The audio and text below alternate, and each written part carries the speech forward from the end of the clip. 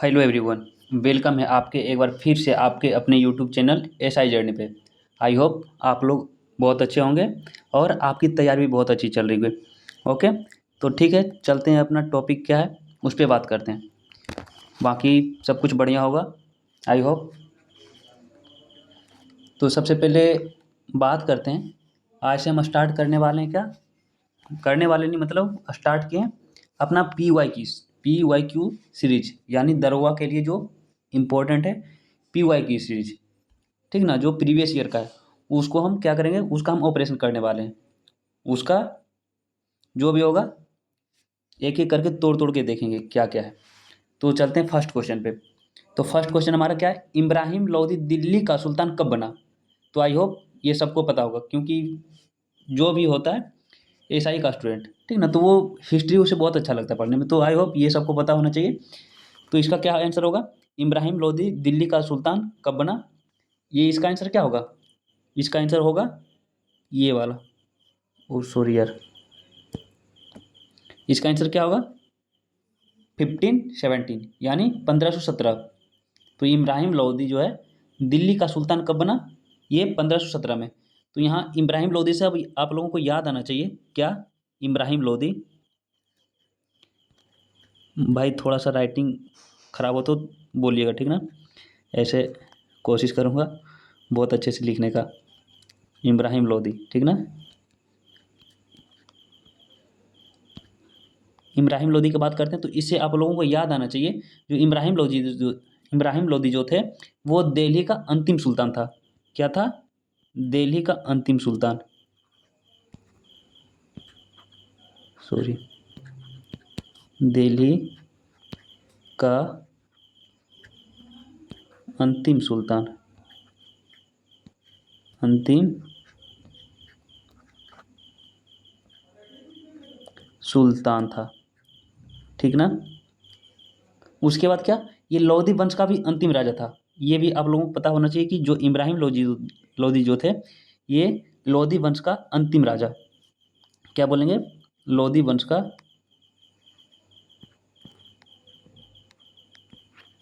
लोधी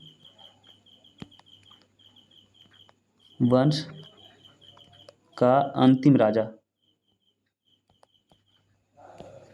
अंतिम राजा।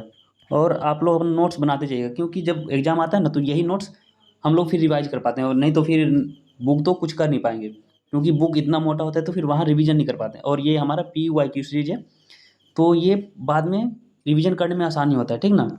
तो आप लोग थोड़ा सा नोट्स बनाते जाइएगा। ओके, तो उसके बाद क्या बात करते हैं, ये जो और ये कौन था, इब्राहिम लोदी जो था, ये सिकंदर लोदी का पुत्र था। इब्राहिम लोदी से याद आना चाहिए, ये सिकंदर लोदी का पुत्र था।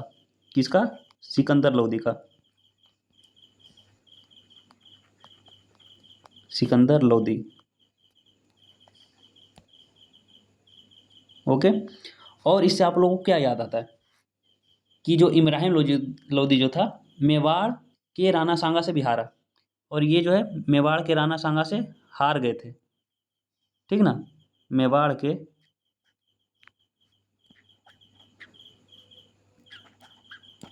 में बाढ़ के राणा सांगा से, राणा सांगा से हार गए थे, से हारे, हम यहीं तक लिख दें, ठीक ना। तो आप लोग समझ जाइएगा, हारे थे। उसके बाद और यहाँ से क्या याद आना चाहिए, ये जो इब्राहिम लोदी जो थे, क्या याद आना चाहिए कि ये जो इब्राहिम लोदी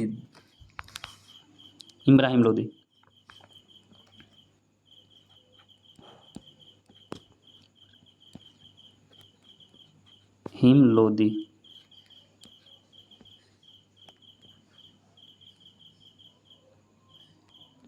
इब्राहिम लोदी 1526 में किससे हारे थे, आप लोगों को पता है।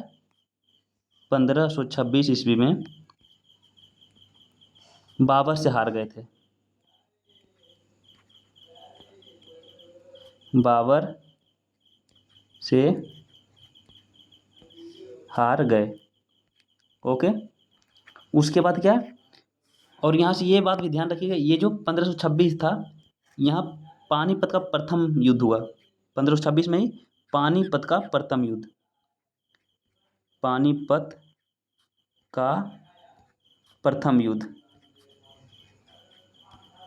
प्रथम युद्ध, ठीक ना।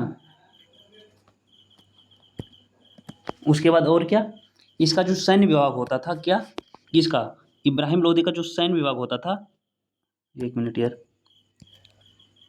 इसका सैन्य विभाग जो होता था उसे क्या कहा जाता था, सैन्य विभाग के प्रमुख, सैन्य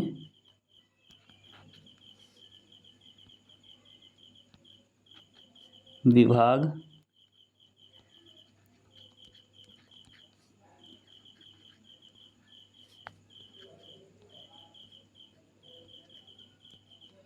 सैन्य विभाग के प्रमुख को क्या कहा जाता था, ये आप लोग ध्यान रखिएगा, इसे कहा जाता था क्या, एरिज ए ममालिक, एरिज ए ममालिक, एरिज ए ममालिक।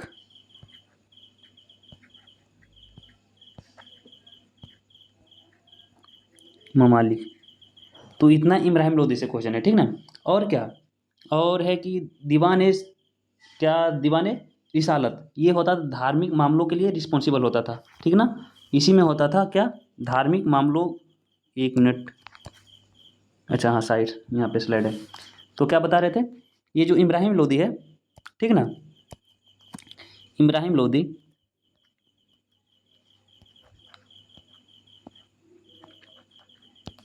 इब्राहिम लोदी, ठीक, इसमें क्या होता था, एक दीवान ए रिसालत होता था, दीवान ए रिसालत, दीवान ए रिसालत, ए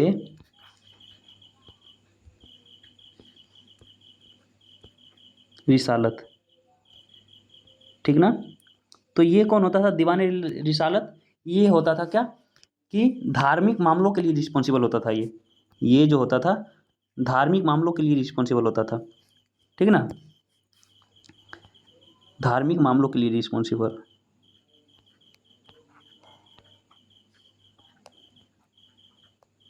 धार्मिक मामलों के लिए रिस्पॉन्सिबल होता था,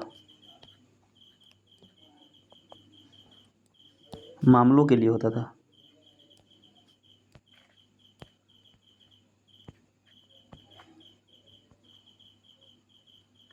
ओके, तो क्या देखें, इब्राहिम लोदी से आप लोगों को क्या याद आना चाहिए, सबसे पहले ये ध्यान रखिए कि इब्राहिम लोदी दिल्ली सल्तनत, ये 1517 ये आप पढ़े हैं। उसके बाद याद आना चाहिए क्या, कि दिल्ली का अंतिम सुल्तान और लोदी वंश का अंतिम राजा कौन थे, इब्राहिम लोदी।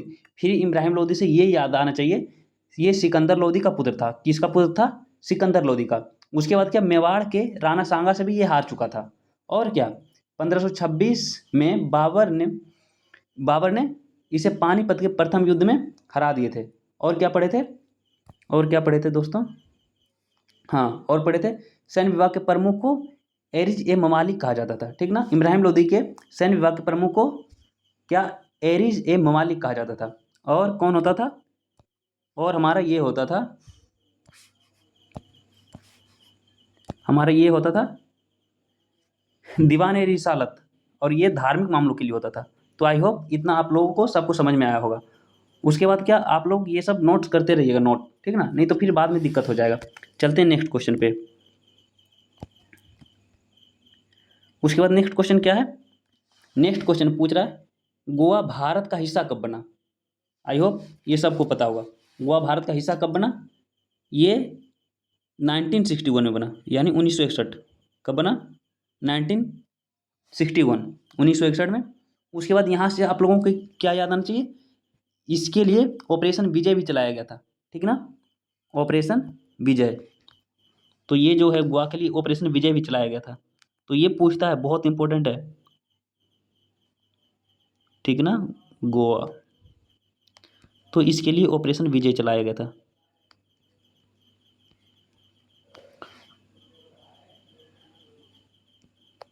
ऑपरेशन विजय।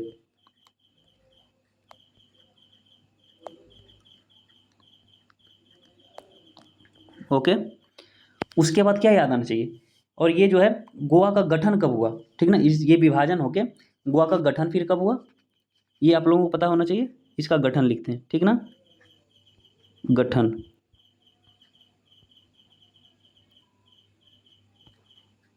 गठन कब हुआ?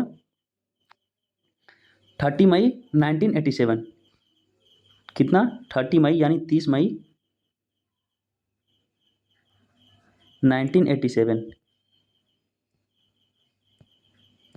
ओके, और गोवा से क्या याद आना चाहिए, इसका जो लैंग्वेज क्या है गोवा का, गोवा का उस टाइम लैंग्वेज क्या था, कोंकणी। उस टाइम क्या, अभी भी शायद है, ठीक ना, क्या है, कोंकणी,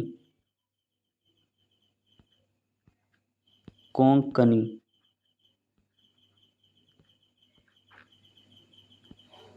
और ये जब कोंकणी देखते हैं तो कोंकणी से हम लोगों को कोई क्या याद आना चाहिए कि हमारा जो 22 लैंग्वेज है, हमारा जो 22 भाषा है, वो किस अनुसूची में है, हमारा 22 भाषा वो किस अनुसूची में है, वो है 8वीं अनुसूची में। एक मिनट,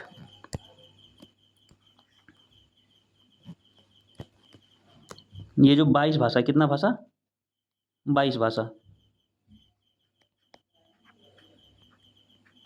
ये 8वीं अनुसूची में दिया गया है। तो इतना आपको याद आना चाहिए। अगर इस तरह से याद आ रहा है तो समझिए कि आपकी तैयारी बहुत बहुत बहुत अच्छी चल रही है, ठीक ना। तो आप लोगों को थोड़ा सा ध्यान रखिए, 8वीं अनुसूची।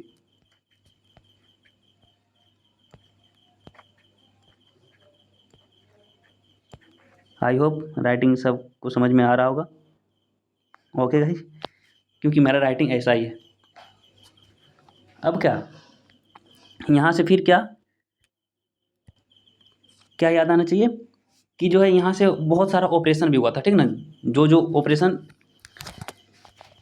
इंपॉर्टेंट है वो हम लिख देते हैं। तो सबसे पहले ऑपरेशन कावेरी, वो किसके लिए चलाया गया था, ऑपरेशन कावेरी, ऑपरेशन कावेरी।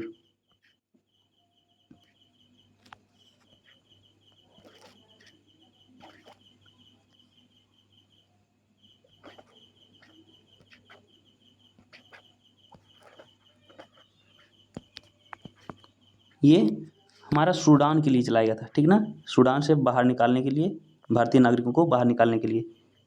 तो सिर्फ ये पूछता है, ठीक ना, कि ऑपरेशन कावेरी किसके लिए चलाया गया था ये। उसके बाद क्या, और कौन सा ऑपरेशन, और यहाँ से याद आना चाहिए कौन सा ऑपरेशन, ऑपरेशन सफ़ेद सागर, ऑपरेशन सफ़ेद सागर, ये सब बहुत इंपॉर्टेंट है, तो आप लोग ध्यान रखिएगा। ऑपरेशन सफ़ेद सागर, सफ़ेद सागर,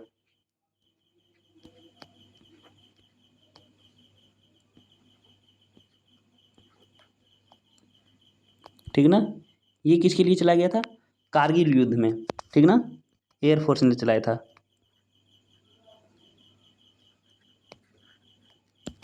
कारगिल युद्ध में एयरफोर्स ने, इंडियन एयरफोर्स, IAF लिख देते हैं, तो इंडियन, ए से एयर, एफ से फोर्स, ठीक ने।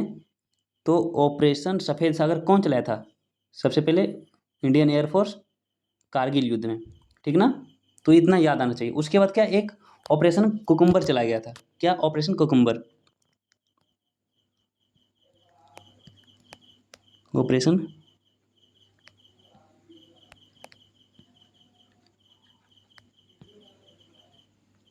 ऑपरेशन कुकुम्बर, ये किसके लिए चलाया गया था, अंडमान एंड निकोबार, आर्मी ने किया था, ठीक ना, अंडमान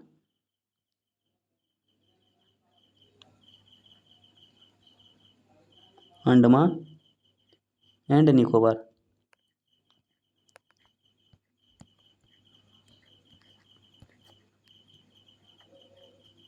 निकोबार भाई। और आई होप ये आप लोग समझ रहे हो, क्योंकि ऑपरेशन कुकुम्बर लिखे हिंदी में या इंग्लिश में बात वही है, ठीक ना। तो क्योंकि आप लोग एसआई का तैयारी करें तो आई होप इतना तो समझते होंगे। ओके। और ऑपरेशन दोस्त ये किसके लिए, एक चला था ऑपरेशन दोस्त,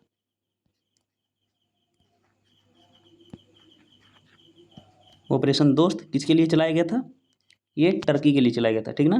पहले तुर्की था, अब टर्की कर दिया गया। ओके।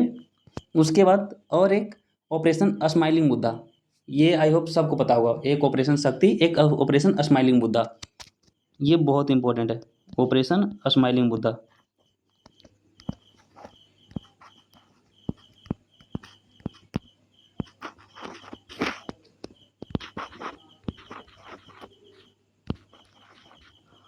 ठीक ना, ऑपरेशन स्माइलिंग मुद्दा, ये क्या मतलब, इंडिया का जो first successful nuclear bomb test हुआ था, ठीक ना, उसी का नाम था। और ये कब हुआ था, 18 मई 1974, सॉरी हाँ 1974, 18 मई। डेट ध्यान रखिएगा आप लोग, ये ईयर तो याद रहे लेकिन डेट ध्यान रखिएगा, 1974, ठीक ना। ये पोखरण में हुआ था, कहाँ हुआ था, पोखरण में।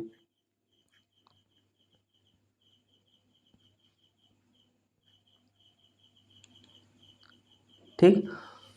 और एक कौन सा चलाया गया था, ऑपरेशन शक्ति, ये भी था न्यूक्लियर टेस्ट ही था, लेकिन ये दूसरा था, ठीक ना, ऑपरेशन शक्ति।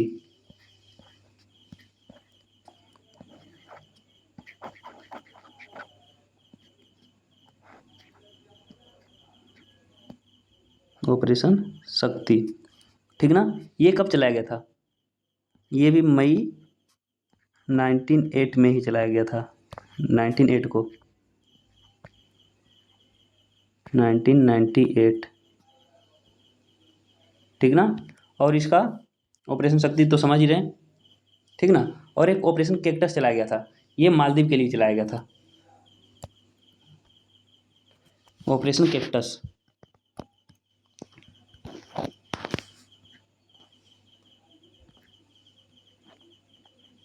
Operation cactus.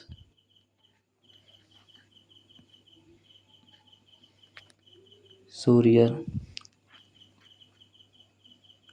एक मिनट, क्या बोल रहे थे, ऑपरेशन कैक्टस, यहाँ पे लिखते हैं, ठीक ना, ऑपरेशन कैक्टस, ये किसके लिए चलाया गया था, मालदीव के लिए।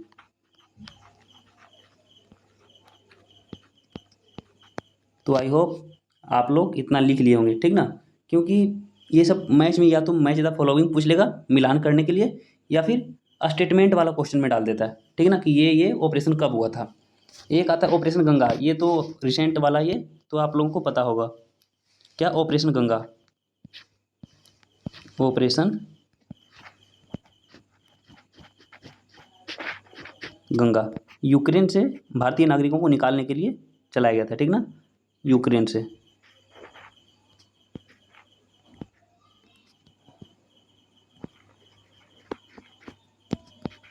ठीक। और ये जानते हैं कि ऑपरेशन गर्म हवा, ऑपरेशन ठंड हवा और ऑपरेशन अलर्ट, ये बीएसएफ का है, ठीक ना, तो ये भी ध्यान रखिएगा, ऑपरेशन गर्म हवा, ऑपरेशन गर्म हवा,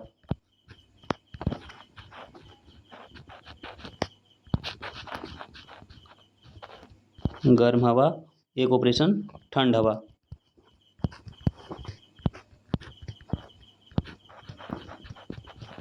ठंड हवा, और एक ऑपरेशन अलर्ट, एक मिनट,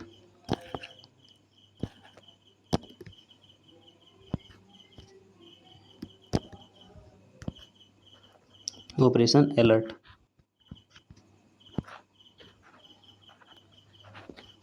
हिंदी में भी यही लिखा मिलेगा दोस्त, ऑपरेशन अलर्ट है, ठीक ना। तो ये तीनों हमारा बीएसएफ चलाता है, वही बीएसएफ, बॉर्डर सिक्योरिटी फोर्स, ठीक ना, बीएसएफ। तो आप लोग लिखते रहिएगा। ओके। तो चलिए चलते हैं नेक्स्ट क्वेश्चन पे, क्या है हमारा, और ये सब आप लोग नोट करते रहिएगा, नहीं तो फिर आप लोगों को दिक्कत होगा रिवीजन करने में। उसके बाद नेक्स्ट क्वेश्चन क्या है हमारा? नेक्स्ट क्वेश्चन है, कौन से वर्ष में संसद के दोनों सदनों की स्थापना हुई? आई होप सबको पता होगा। ये कौन सा वर्ष होगा? ये हमारा 1952। कौन सा है दोस्त? 1952, ठीक ना। उसके बाद क्या बोल रहा है? और हाँ, तो यहाँ से ये याद आना चाहिए, इसका सबसे पहले इसका पार्ट कौन कौन सा होता है, हमारा संसद का पार्ट कौन कौन सा होता है?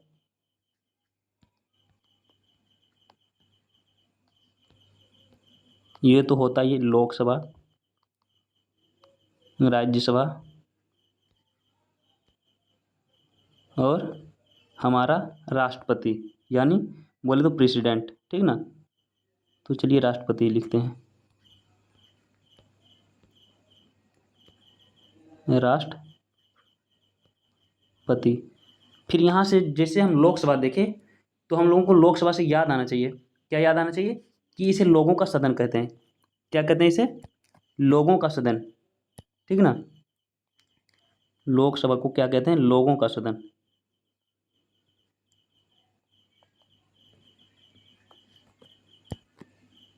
लोगों का सदन।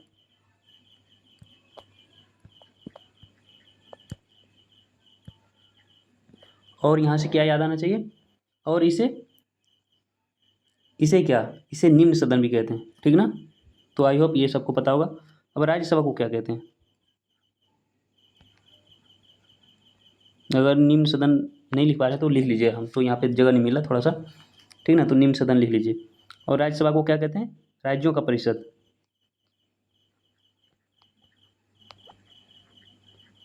राज्यों का परिषद। और क्या कहते हैं इसे? उच्च सदन भी कहते हैं, ठीक ना, उच्च सदन। और यहाँ से क्या याद आना चाहिए?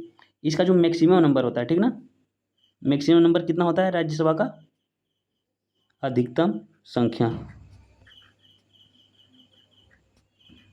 अधिकतम संख्या कितना होता है? ये होता है 250, यानी 250, इतना। और लोकसभा का कितना होता है ये आप लोग बता दीजिए, बाकी हम तो है ही। इसका कितना होता है लोकसभा का? इसका होता है 550, यानी 550, ठीक ना। और आप लोगों को क्या याद आना चाहिए? इससे क्या याद आना चाहिए आप लोगों को? कि हमारा जो लोकसभा होता है, ठीक ना, हमारा क्या लोकसभा, वो 5 वर्ष के बाद भंग हो जाता है। लोकसभा आफ्टर 5 ईयर भंग हो जाता है, ठीक ना, 5 वर्ष के बाद भंग हो जाता है।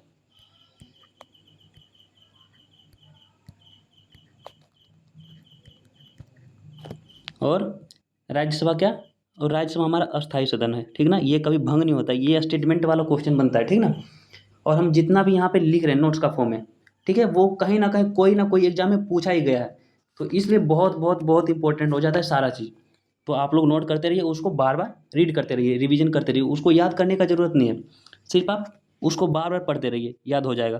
क्या बात कर रहे थे? राज्यसभा का, ठीक ना। तो ये भंग नहीं होता, ये हमारा अस्थायी सदन है,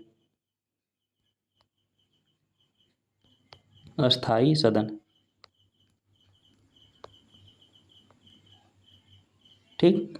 और क्या, जो इसका जो मेंबर होता है, ठीक ना, इसका मेंबर, तो इसका मेंबर क्या, मतलब राज्यसभा का जो मेंबर होता है इसका 1/3, कितना, 1/3 बोलो या फिर 1/3, इसे क्या, हर 2 वर्ष में, हर 2 वर्ष में वर्ष में सेवानिवृत्त होते हैं। सेवानिवृत्त होते हैं, ठीक ना, ध्यान रखिएगा। जितना भी लिख रहे हैं सारा स्टेटमेंट में पूछा हुआ है, निवृत्त होते हैं, ठीक ना। तो इतना आप लोग ध्यान रखिएगा। तो जैसे ही संसद देखे तो संसद से सबसे पहले ये याद आना चाहिए कि हमारे जो संसद के दोनों सदनों का स्थापना 1952 में हुआ। और संसद का पार्ट कौन कौन सा होता है? लोकसभा, राज्यसभा और प्रेसिडेंट, ठीक ना। और फिर लोकसभा को हम लोगों का सदन कहते हैं एंड निम्न सदन भी कहते हैं, ठीक ना। और क्या, राज्यसभा को क्या कहते हैं? राज्यों का परिषद या फिर उच्च सदन। और लोकसभा का जो है अधिकतम संख्या कितनी हो सकती है? 550, यानी 550 बोले तो 550। और राज्यसभा का अधिकतम संख्या कितना हो सकता है? 250, यानी 250, ठीक ना। तो इतना आप लोगों को याद आना चाहिए। और क्या याद आना चाहिए? और याद आना चाहिए आप लोगों को क्या, कि लोकसभा जो होता है वो 5 वर्ष के बाद भंग हो जाता है, ठीक ना। और राज्यसभा जो है वो एक अस्थायी सदन है, राज्यसभा एक अस्थायी सदन है, ठीक ना। और इसका जो मेंबर होता है, इसका मेंबर 1/3 हर वर्ष, सॉरी हर वर्ष बोल रहे हैं, हर 2 ईयर में, 2 साल में क्या होता है? सेवानिवृत्त होता है, ठीक ना। तो स्टेटमेंट वाला क्वेश्चन में यहाँ पे जैसे कि 2 वर्ष है, वहाँ पे आप लोगों को 3 वर्ष दे दिया जाएगा। तो फिर वहाँ पे आप समझ नहीं पाएंगे कि ये पूछ क्या रहा है, फिर वहाँ पे आप गलत कर सकते हैं। तो हर सेंटेंस को क्या करना है, हर स्टेटमेंट को हर स्टेटमेंट को ध्यान से पढ़ना है, एकदम फोकस होके, बिल्कुल फोकस्ड होके। तो जैसे यहाँ पे 2 वर्ष है, वहाँ पे 3 वर्ष लिखा रह सकता है, ठीक ना। यहाँ पे 1/3 है तो वहाँ पे 1/4 लिखा रह सकता है। तो और वहाँ पे प्रेशर में ये भी लगता है कि हाँ ये स्टेटमेंट सही है, पढ़ने में सही लगता है, और वहाँ पे हम टिक करके आ जाते हैं, तो वहाँ से हमारा मार्क्स कट जाता है। फिर हम लोग क्या सोचते हैं कि वहाँ तो सही करके आए और मार्क्स हमारा कट गया, ठीक ना। तो चलिए चलते हैं नेक्स्ट क्वेश्चन पे। बाकी आप लोग थोड़ा सा समझदार हैं, ओके। तो ये हमारा नेक्स्ट क्वेश्चन क्या पूछ रहा है? नेक्स्ट क्वेश्चन क्या पूछ रहा है? ये जो पंचायती राज व्यवस्था भारत के संविधान की निम्नलिखित सूचियों में शामिल है। तो ये आई होप सबको पता होना चाहिए। ये कौन सा होगा? ये जो पंचायती राज व्यवस्था है, क्या ये जो हमारा पंचायती राज व्यवस्था है वो किस सूची में? राज्य सूची में आता है, ओके। इसका आंसर यही होगा, राज्य सूची, ठीक ना। और हम लोगों को यहाँ से ये याद आना चाहिए, जो सूचियाँ होता है वो कितना होता है? ये जो सूचियाँ कितना होता है?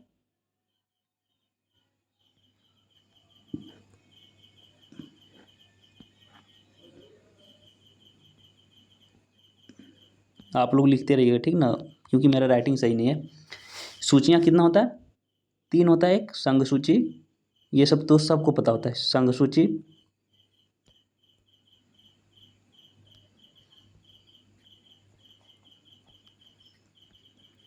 संघ सूची, राज्य सूची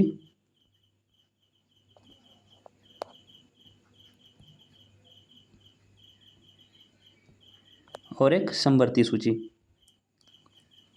तो ये नहीं पूछता है, पूछ, ठीक ना। इसका इसमें कौन कौन फॉल करता है, कौन कौन आता है वो पूछता है, एक समवर्ती सूची, समवर्ती सूची, ठीक ना। तो अब इसमें क्या क्वेश्चन फॉर्म होता है, क्या क्वेश्चन बनता है कि इसके अंदर आता कौन कौन है, ठीक ना। तो संघ सूची के बारे में सबको पता होता है, मैक्सिमम लोगों को पता होता है संघ सूची। वो कंफ्यूज कहाँ होते हैं? राज्य सूची और समवर्ती सूची, ठीक ना। तो हम बात करते हैं सबसे पहले राज्य सूची की। क्या? राज्य सूची की। तो चलिए चलते हैं राज्य सूची में। राज्य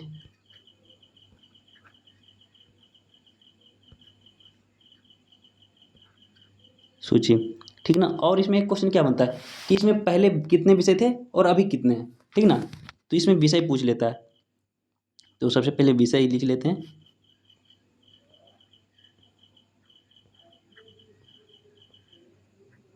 विषय, ठीक ना। तो पहले कितना था? 97।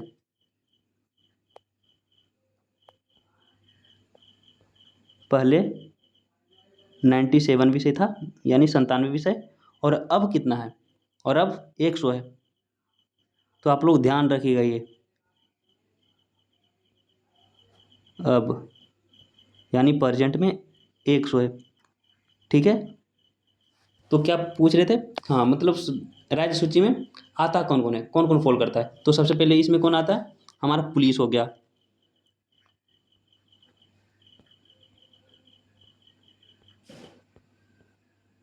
पुलिस। और क्या, कृषि पशुपालन, कृषि। नेक्स्ट स्लाइड पे लिखते हैं यार, यहाँ पे क्या था, स्टेट लिस्ट। ठीक ना, स्टेट लिस्ट बोले तो क्या, राज्य सूची।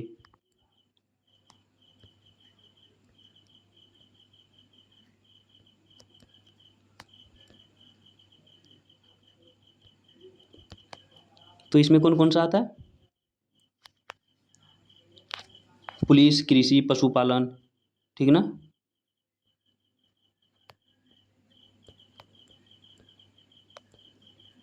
पशुपालन, जल आपूर्ति,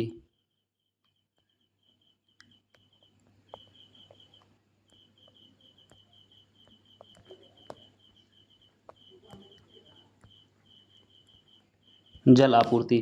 और क्या, मत्स्य पालन। ठीक ना, फिशरीज, मत्स्य पालन।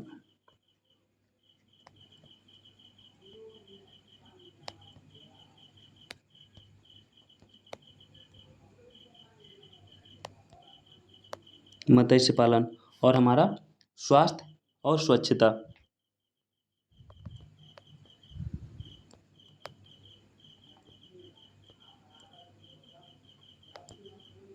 और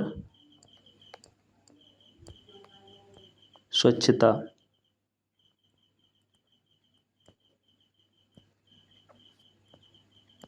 इतना ध्यान रखिएगा स्टेट लिस्ट से। ठीक ना, उसके बाद आते हैं समवर्ती सूची। तो समवर्ती सूची में कौन आता है, यानी कंकरेंट लिस्ट,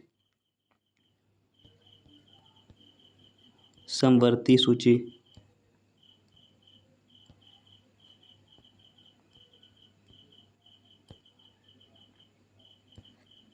ठीक ना, इसमें कौन कौन आता है, तो इसमें हमारा कानून, विवाह और तलाक, कानून हो गया। ठीक ना, विवाह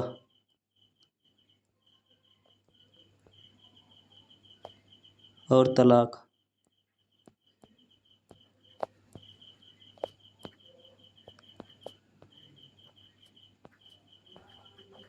और क्या, हमारा फॉरेस्ट हो गया, फॉरेस्ट यानी जंगल, वन, वन। ठीक ना, फॉरेस्ट लिख देते हैं, फॉरेस्ट हो गया। और व्यापार संघ, व्यापार।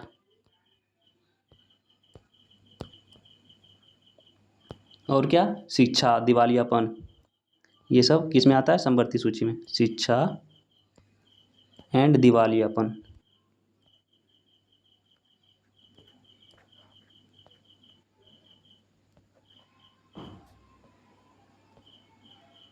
ठीक ना, तो आप लोग इतना लिख लीजिएगा।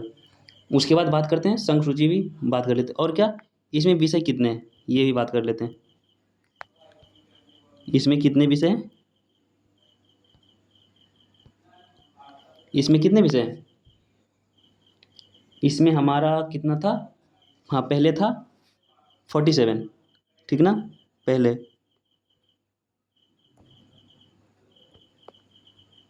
पहले था हमारा 47। और अब कितना विषय है, अब 52 है, अब 52। ठीक ना, उसके बाद राज्य सूची में कितना विषय है, एक मिनट, हमारा राज्य सूची में कितना सब्जेक्ट है, कितना विषय है, राज्य सूची।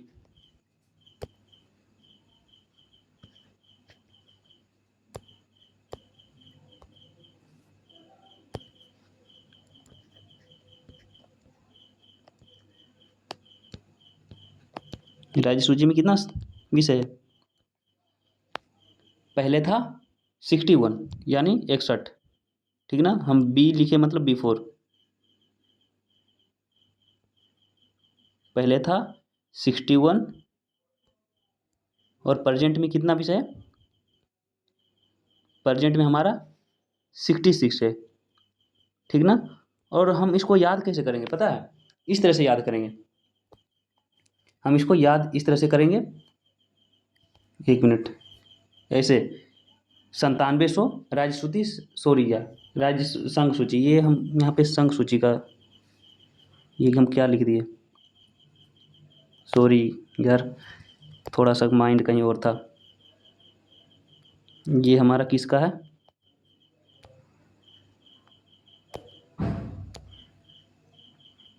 ये हमारा संघ सूची का है, ठीक ना। ये हमारा संघ सूची का है, संघ सूची,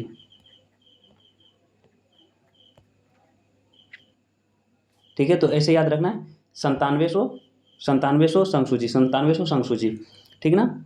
फिर आते हैं हम क्या चीज़ में? समवर्ती सूची, 4752 इस तरह से याद कीजिएगा तो जल्दी याद हो जाएगा। राज्य सूची 61 66, तो ऐसे याद कीजिएगा तो जल्दी याद हो जाएगा, ठीक ना। तो ऐसे आप लोग पढ़िएगा। तो ये हमारा ये था। और हम थोड़ा सा ये भी बात कर लेते हैं, हमारा संघ सूची में कौन कौन आता है। संघ सूची में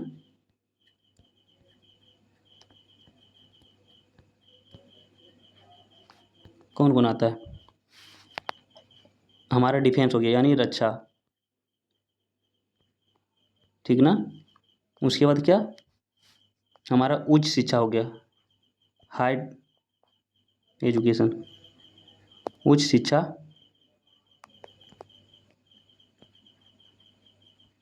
ठीक ना। हमारा रेलवे हो गया, ये तो सबको पता होगा।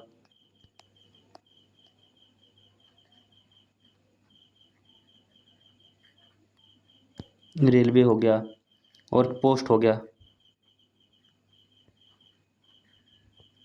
परमाणु ऊर्जा हो गया,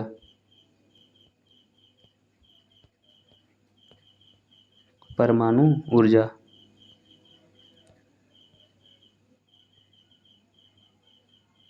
ठीक ना। तो आप लोग इतना लिख लीजिएगा। उसके बाद और क्या याद आना चाहिए कि ये जो हमारा पंचायती राज है, ठीक ना, हमारा जो पंचायती राज व्यवस्था है, क्या चीज़? पंचायती राज व्यवस्था, पंचायती राज व्यवस्था,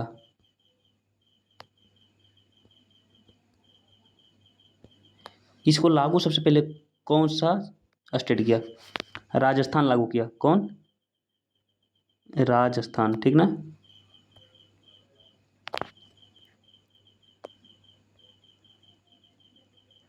और कब किया? ये डेट पूछ लेता है, ठीक ना। कब किया? 2 अक्टूबर 1959, 2 अक्टूबर 1959 में, ठीक ना। और यहाँ से ये याद आना चाहिए, हमारा जो पंचायती राज व्यवस्था है वो किससे अमेंड किया गया था, वो किससे रिलेटेड है? ये पंचायती राज अधिनियम किस अधिनियम से रिलेटेड है? वो है 73rd, ठीक ना, 73वां संविधान संशोधन, ठीक ना। तो इसको हम शॉर्ट में लिख देते हैं कॉन्स्टिट्यूशन अमेंडमेंट एक्ट, ठीक ना। हिंदी में 73वां संविधान संशोधन और इंग्लिश में 73rd कॉन्स्टिट्यूशन अमेंडमेंट एक्ट। कौन सा था? ये हमारा था 1992, ठीक ना, 1992, ठीक। और यहाँ से एक कॉन्स्टिट्यूशन और याद आना चाहिए। कौन सा? याद आना चाहिए? 42nd जो है, 42nd CAA यानी कॉन्स्टिट्यूशन अमेंडमेंट एक्ट, ये 1976, ठीक ना। इसको हम मिनी कॉन्स्टिट्यूशन कहते हैं यानी लघु संविधान, मिनी कॉन्स्टिट्यूशन यानी लघु संविधान कहते हैं। क्या कहते हैं? मिनी कॉन्स्टिट्यूशन या फिर लघु संविधान, ठीक ना। और इसमें कुछ कुछ ऐड किया गया था संविधान में, ठीक ना। तो वो ऑर्डर ध्यान रखिएगा, कभी कभी क्या करता है ऑर्डर पूछ लेता है कि सबसे पहले कौन ऐड किया गया, उसके बाद कौन, उसके बाद कौन। इसका ऑर्डर सीक्वेंस ध्यान रखिएगा। सबसे पहले समाजवादी आता है, समाजवादी, उसके बाद धर्मनिरपेक्ष,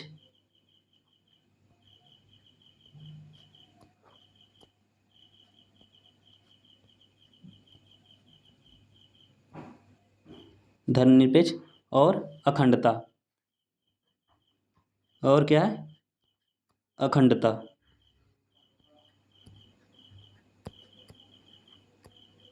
अखंडता को ऐड किया गया था हमारा संविधान में, ठीक ना। तो ये सीक्वेंस ध्यान रखिएगा, क्योंकि एग्जाम में जो है वो सीक्वेंस पूछ लेता है कि सबसे पहले कौन ऐड किया गया, उसके बाद कौन है, उसके बाद कौन। सबसे पहले समाजवादी, धर्मनिरपेक्ष और अखंडता, ठीक ना। तो ये ऑर्डर याद होना चाहिए।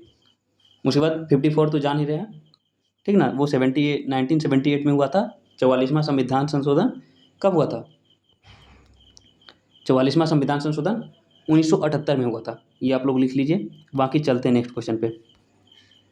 तो नेक्स्ट क्वेश्चन हमारा क्या कह रहा है? नेक्स्ट क्वेश्चन हमारा कह रहा है क्या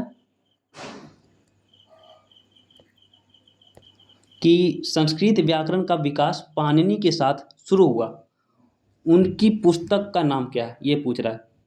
मतलब डायरेक्ट डायरेक्ट पूछ सकता था कि पाणिनि का बुक कौन है, ठीक है। तो इसका अष्टाध्यायी है, ठीक ना।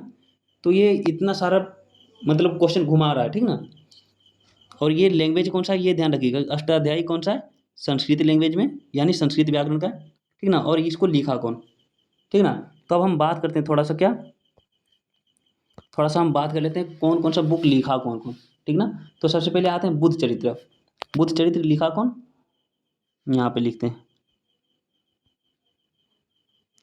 इसका आंसर यही वाला होगा, ठीक ना। बुद्ध चरित्र, अच्छा हम हिंदी में लिख देते हैं।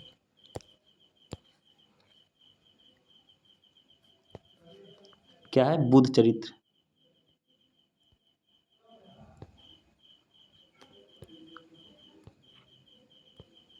इसको लिखा कौन? इसको अश्व घोष ने लिखा। कौन? अश्व घोष ने लिखा, ठीक ना। और ये लिखा गया किसके लिए? ये किसके लिए लिखा गया? गौतम बुद्ध के जीवन पर लिखा गया, ठीक ना। ये हमारा लिखा गया किस पे है? गौतम बुद्ध के जीवन पर।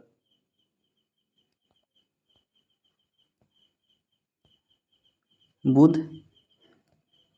के जीवन पर, जीवन पर, ठीक ना। और ये हमारा भी संस्कृत में ही है, ये हमारा संस्कृत लैंग्वेज में लिखा गया, ठीक ना।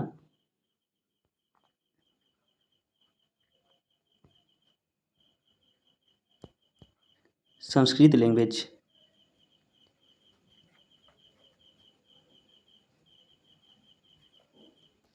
ठीक ना। तो ये हमारा था। और हम कुछ कुछ इम्पोर्टेंट बुक्स देख लेते हैं, ठीक ना, क्योंकि जो एग्जाम में बार बार पूछा जाता है। तो हम देख लेते हैं कौन कौन सा बुक है। तो एक है दास कैपिटल। इसको कौन लिखा पता है? दास कैपिटल कौन लिखा? एक मिनट गाइज। दास कैपिटल,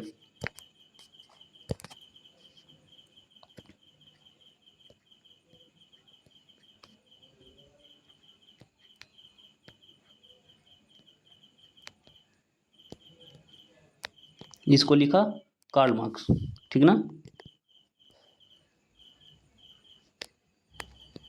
एक मिनट यार, ये क्या हो गया?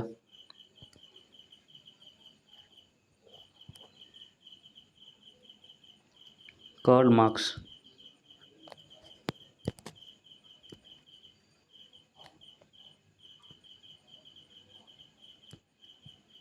ठीक ना। ये है MARX, ठीक है। इसको ये लिखा। उसके बाद एक है हमारा अकबरनामा। अकबरनामा कौन लिखा? ये सबको पता होना चाहिए। अकबरनामा, इसको कौन लिखा? अकबरनामा। और एक है आइन अकबरी। आइन ई अकबरी, ठीक ना।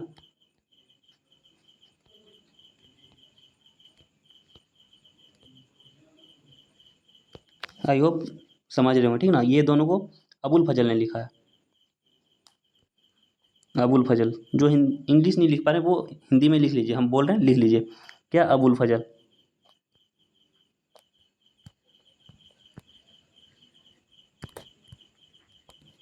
FAJL या FAZL कुछ भी लिख लीजिए, ठीक ना। और एक है शकुंतला, ठीक ना, विज्ञान शकुंतलम या फिर शकुंतलम लिख लीजिए। कौन है, विज्ञान शकुंतलम, सिर्फ हम शकुंतलम लिख देते हैं।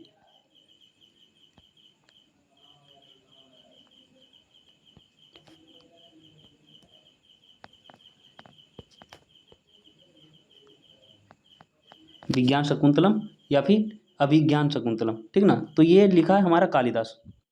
आई होप ये सबको पता होगा, कालिदास। और ये सब जितना भी हम लिख रहे हैं वो कहीं ना कोई एग्जाम में पूछा ही गया है, तो आप लोग ये ध्यान ही रखिएगा, ठीक ना। और एक है a century is not enough, ये किसने लिखा, ये सब पूछा गया है। ए,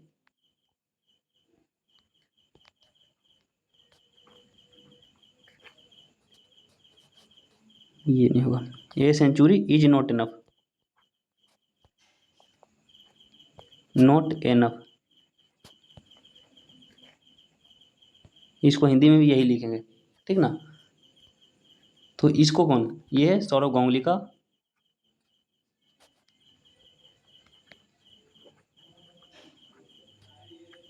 सौरभ गांगुली।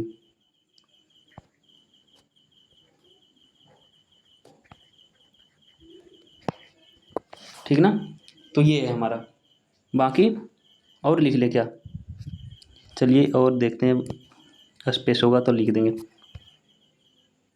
तो आप लोग इतना ही ध्यान रखिएगा, ठीक ना। इतना ही इंपॉर्टेंट है, और इम्पोर्टेंट है, लेकिन यहाँ पे स्पेस नहीं था तो हम नहीं लिख पाए। कभी अगर मिलेगा कोई क्वेश्चन तो हम बता देंगे, ठीक ना। तो बाकी चलते हैं नेक्स्ट क्वेश्चन पे। तो हमारा नेक्स्ट क्वेश्चन क्या है, हाँ, और एक क्वेश्चन अभी रिसेंट में ही क्या हुआ था, लॉन्च हुआ था, ऑटोबायोग्राफी, जो कि बहुत इंपॉर्टेंट है। आर अश्विन का और किसका, हम लिख देते हैं, ठीक ना, और अश्विन और हमारा एक शिखर धवन का। ये दोनों बहुत इंपॉर्टेंट है, तो आप लोग ध्यान रखिएगा। कोई इरेज कर दें क्या, कहाँ पे, यहाँ पे लिख देते हैं, ठीक ना। क्या है, रविंद्र चंद्र अश्विन का, सिर्फ हम अश्विन लिखते हैं, आप लोग समझ जाइएगा।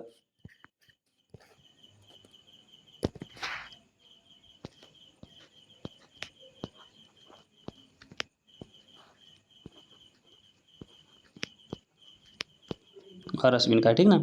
इसका क्या है, आई हैव द स्ट्रीट्स, इसको हिंदी में वही लिखा था, देखें, आई हैव द स्ट्रीट्स,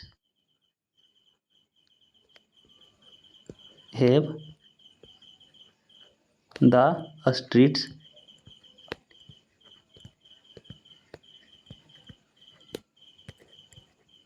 उसके बाद क्या, ए कुटी क्रिकेट स्टोरी, ए कुटी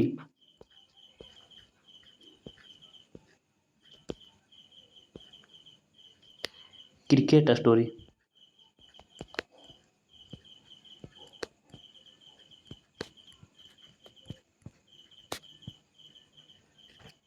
ठीक है। और एक हमारा इधर आई नो 4-5 दिन पहले, ठीक ना, तो शिखर धवन का लॉन्च हुआ था, ऑटोबायोग्राफी, किसका, शिखर धवन का आत्मकथा, धवन लिख देते हैं, ठीक ना। तो आप लोग समझ जाइएगा,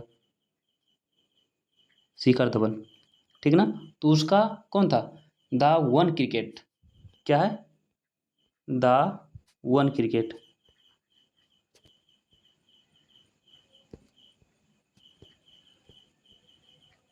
cricket, my life and more, my life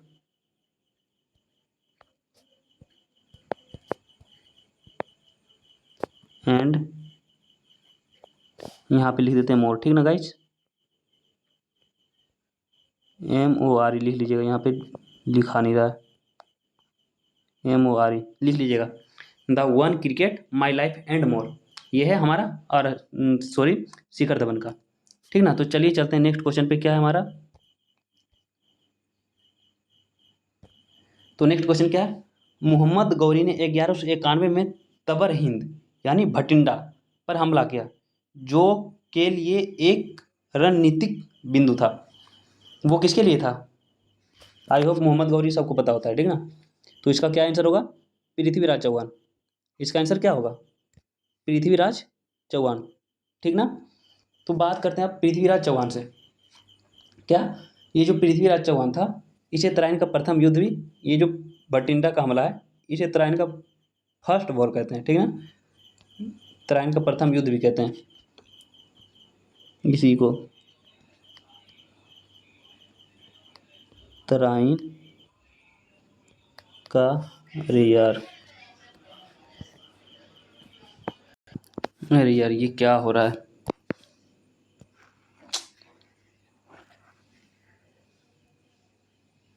ठीक ना। तो क्या है, इसे तराइन का प्रथम युद्ध भी कहते हैं।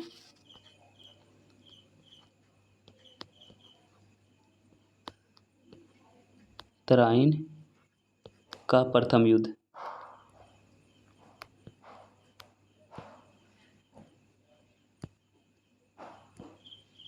क्या कहते हैं? तराइन का प्रथम युद्ध, ठीक ना। और क्या यहाँ से याद आना चाहिए, ये जो हमारा मोहम्मद गौरी है, ठीक ना, ये जो हमारा एमडी गौरी है, यानी मोहम्मद गौरी, एमडी गौरी बोले तो मोहम्मद गौरी, समझ जाइएगा आप लोग, क्या मोहम्मद गौरी, ठीक ना। और ये जो हमारा मोहम्मद गौरी है, इसे क्या कहते हैं? भारत में मुस्लिम शासक के संस्थापक कहते हैं, ठीक ना। भारत में मुस्लिम शासक के संस्थापक, भारत में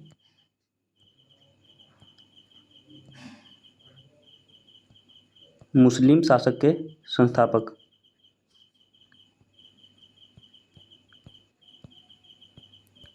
शासक के संस्थापक,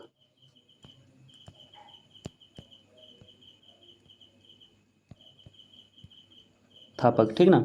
और इसका शासनकाल ध्यान रखिएगा, ये कब से कब तक शासन किए थे? 1173 से, ठीक ना, 1206 तक, ठीक। अब चलते हैं नेक्स्ट क्वेश्चन पे। नेक्स्ट क्वेश्चन हमारा क्या है? नेक्स्ट क्वेश्चन क्या है हमारा, निम्नलिखित में कौन सा सार्वजनिक वस्तु की श्रेणी में नहीं आता है? कौन हमारा सार्वजनिक वस्तु की श्रेणी में नहीं आता है, जो हमारा निजी चीज़ नहीं है, ठीक ना। तो ये ऑब्वियसली खाद्य पदार्थ है, सॉरी, अच्छा सार्वजनिक मतलब जो हमारा निजी में आता है उसका बात कर रहा है, ठीक ना। तो ये हमारा खाद्य पदार्थ है, इसका आंसर क्या होगा? खाद्य पदार्थ। तो आई होप ये सबको पता होगा। चलते हैं नेक्स्ट क्वेश्चन पे। नेक्स्ट क्वेश्चन क्या है? नेक्स्ट क्वेश्चन पूछ रहा है, कोरबा कोलफील्ड भारत के राज्य में स्थित है, कौन सा? ये सबको पता है, छत्तीसगढ़। कोरबा कोलफील्ड सबको पता होता है, ठीक ना। ये जो हमारा कोरबा कोलफील्ड है, क्या कोरबा कोलफील्ड है, ठीक ना, वो हसदेव नदी के पास कोरबा जिले में स्थित है। कौन सा? हसदेव नदी, नियर लिख देते हैं, मतलब नज़दीक या पास, नियर हसदेव नदी, हसदेव नदी,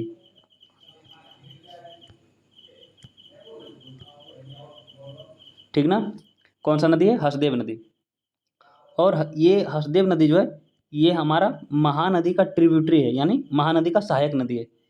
किसका? महानदी का सहायक नदी, महानदी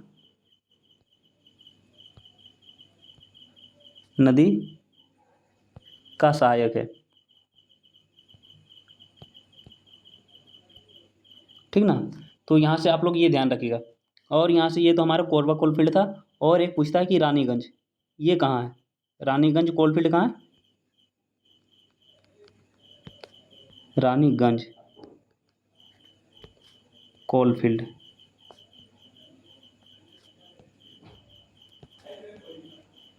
ये कहाँ है हमारा? झरिया धनबाद, ठीक ना, झरिया झारखंड, ठीक ना। तो झारखंड, ठीक। अच्छा रानीगंज का बात, अरे यार सॉरी यार, ये हमारा वेस्ट बंगाल में है,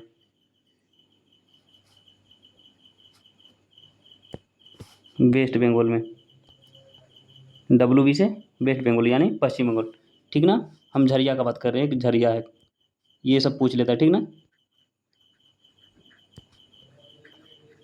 झरिया कोलफील्ड कहाँ है? झारखंड में।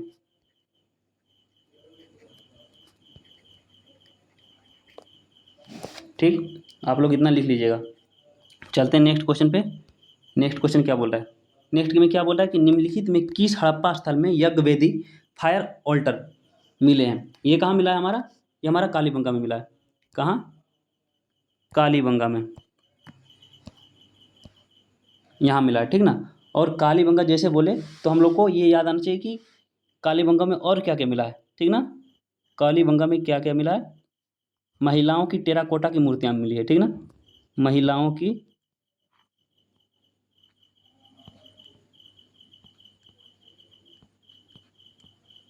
लाओं की टेराकोटा की मूर्तियाँ, टेराकोटा की मूर्तियाँ।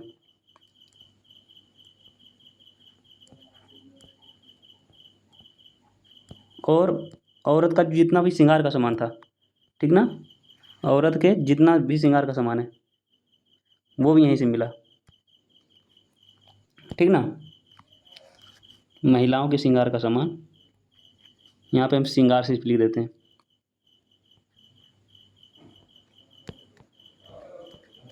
श्रृंगार ये कहाँ से मिला? हमारा कालीबंगा से, ठीक ना।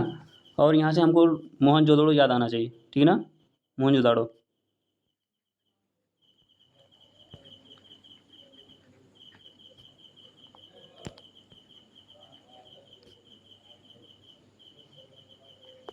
इसको हम मृतकों का टीला कहते हैं या मोहन का टीला, मृतकों का टीला, मृतकों का टीला। और ये भी ध्यान रखिएगा, मोहन का टीला भी इसे ही कहते हैं, ठीक ना, मृतकों का टीला या मोहन का टीला। क्योंकि हम देखे स्टेटमेंट वाला क्वेश्चन में ये भी पूछा था कि बोथ मृतकों का टीला या मोहन का टीला, ठीक ना, इसे ही कहते हैं मोहन का टीला।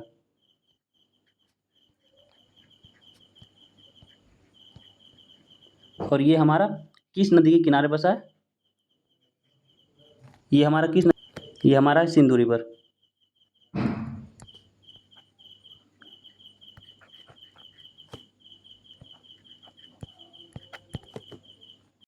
और ये हमारा सिंधु रिवर के किनारे, ठीक ना। और फिर हड़प्पा तो जान ही रहे हैं, हड़प्पा किस नदी के किनारे है? रावी। ये हड़प्पा रावी रिवर के, ये हमारा रावी रिवर, ठीक है। ये हमारा राखी गढ़ी जो है, ठीक ना, ये सबसे बड़ा स्थल है। और ये हमारा हरियाणा में सबसे बड़ा स्थल, बड़ा स्थल। और ये हमारा हरियाणा में, HAR लिख देते हैं, मतलब समझ आएगा, यार लिख लीजिए आप लोग, ठीक ना, क्योंकि स्पेस नहीं था यहाँ पे। राखी गढ़ी हरियाणा में, ठीक है। चलिए चलते हैं हम नेक्स्ट क्वेश्चन पे। नेक्स्ट हमारा क्वेश्चन क्या है? नेक्स्ट क्वेश्चन क्या है?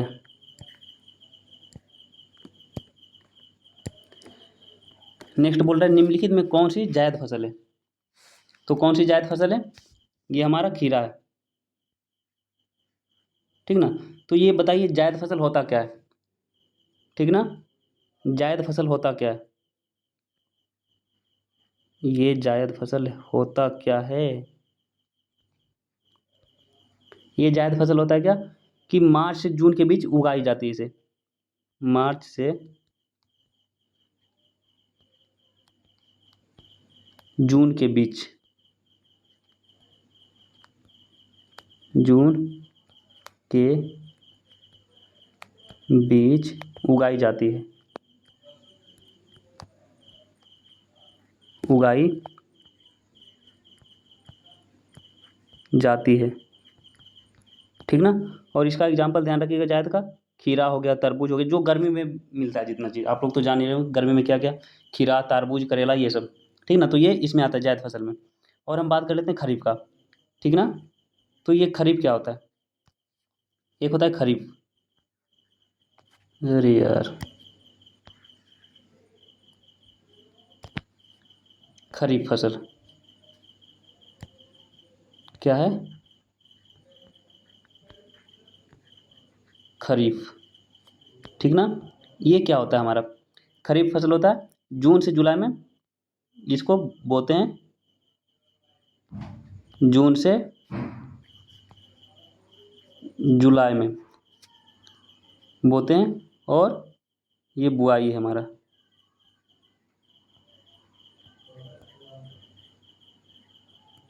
ठीक, और इसको काटते कब है?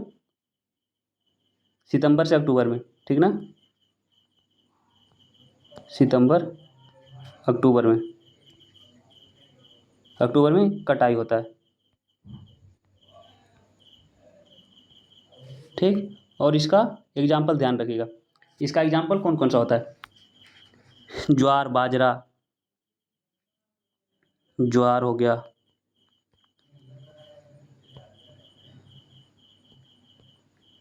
बाजरा हो गया, चावल हो गया, मक्का हो गया, और क्या हो गया? कपास। कपास बहुत इंपॉर्टेंट है, बहुत बार पूछा है। कपास, जूट भी, तो जूट भी याद रखिएगा, ठीक ना। जूट, तो ये सब हमारा खरीफ में फॉल करता है। ठीक है, चलते हैं हम नेक्स्ट क्वेश्चन पे। अच्छा, थोड़ा सा एक रबी फसल बच गया, ठीक ना। तो रबी फसल ध्यान रखिएगा। चलिए लिख ही देते हैं रबी फसल।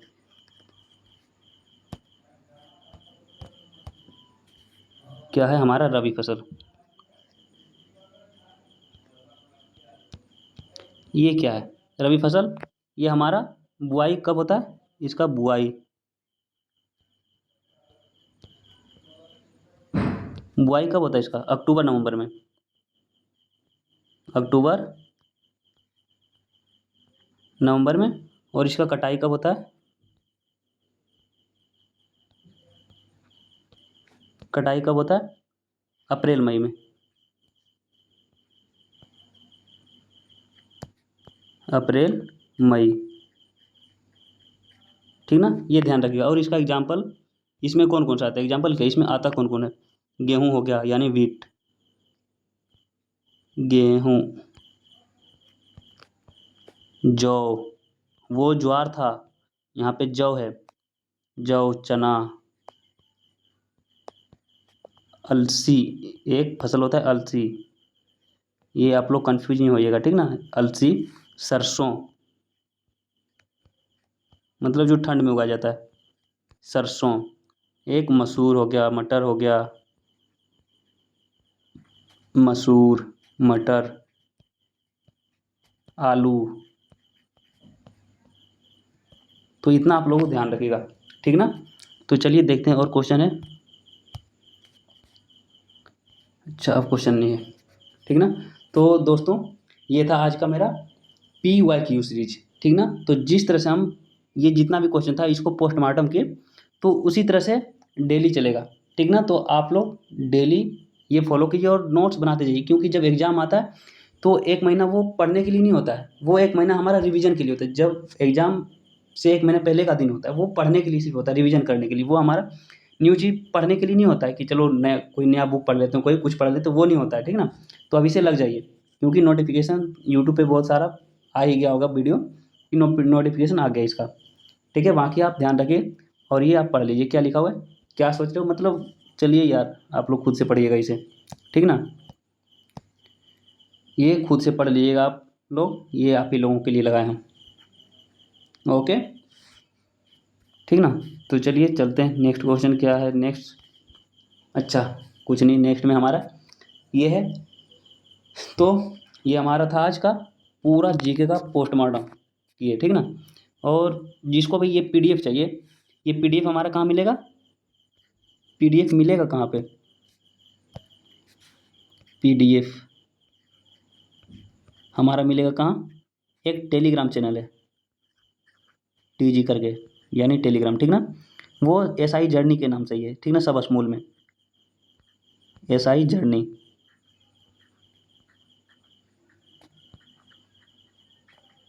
ये सर्च कर लीजिएगा। अगर इतना सर्च करने के बाद नहीं आए, क्योंकि चैनल तो अभी छोटा है यार, तो इसलिए अगर नहीं आए तो फिर लास्ट में 07 लगा लीजिएगा, तो आ जाएगा यही प्रोफाइल के साथ, ठीक ना, यही लोगो होगा उसमें, यही प्रोफाइल होगा, तो ज्वाइन कर लीजिएगा। वहाँ पे सारा PDF आप लोगों को मिल जाएगा। वैसे आप लोग अपना नोट्स बनाते रहिए, उससे अच्छा कुछ नहीं है, ठीक ना। तो चलिए मिलते हैं नेक्स्ट वीडियो में, आज के लिए इतना ही है, ठीक है। चलिए bye bye, take care, and अपना फैमिली का ध्यान रखिए, खुद का ध्यान रखिए, और मम्मी पापा से यानी फैमिली से बात करते रहिए, ठीक ना। और कोई अच्छे दोस्त हैं तो आप उनसे भी बात करते रहिए, ठीक ना। तो आज के लिए इतना ही था, चलिए बाय बाय, टेक केयर, जय हिंद।